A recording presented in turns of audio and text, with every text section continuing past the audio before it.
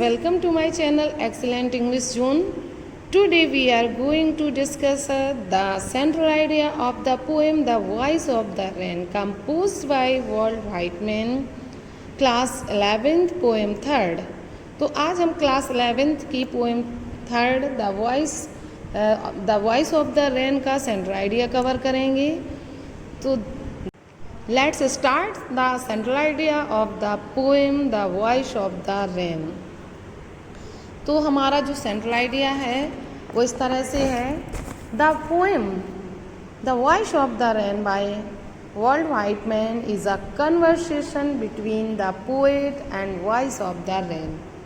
ये जो पोएम है ये एक वॉइस ऑफ द रेन जो पोएम है वॉल्ट व्हाइटमैन की, ये पोएट और वॉइस ऑफ द रेन के बीच एक कन्वर्सेशन टाइप पोएम है.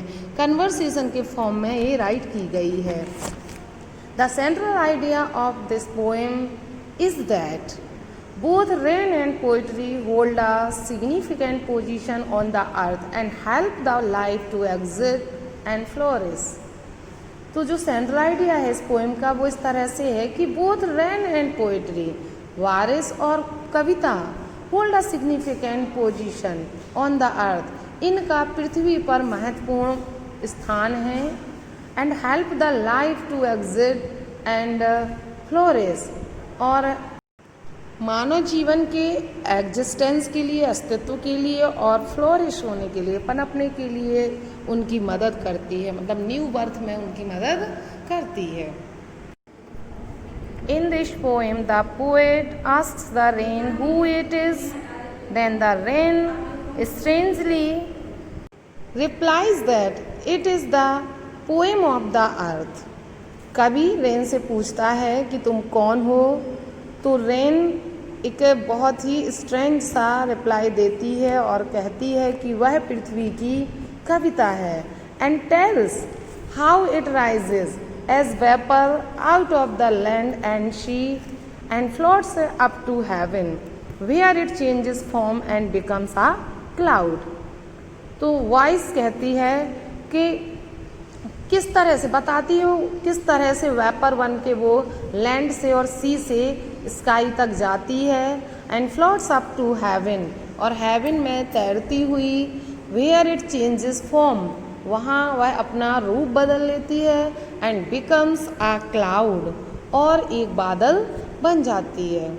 Then it falls back to earth to refresh the drought filled land, allowing seeds to grow into something beautiful and vital.